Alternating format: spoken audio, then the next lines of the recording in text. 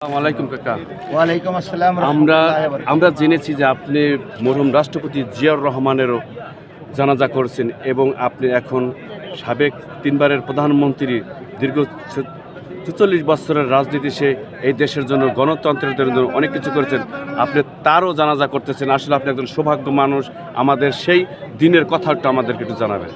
আলহামদুলিল্লাহ, আমি জিয়াউর রহমানের প্রথম থেকেই, যখন জিয়াউর রহমান রাষ্ট্রপতি হইল তখন থেকে আমি বিএনপিতে যোগ দিই, বিএনপি করি। আমি আমাদের ইউনিয়নের ৯ নম্বর ওয়ার্ডের প্রচার সম্পাদক ছিলাম। তখন থেকে আমি বিএনপিতে আসি।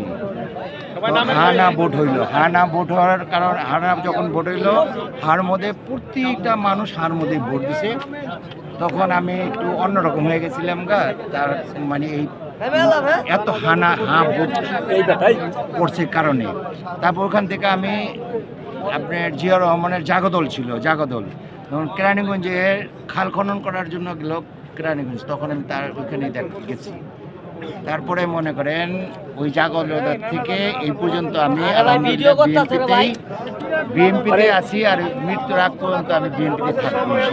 কারণ ওর আদর্শ ভালো, কর্মসূচি অনেক ভালো কর্মসূচি।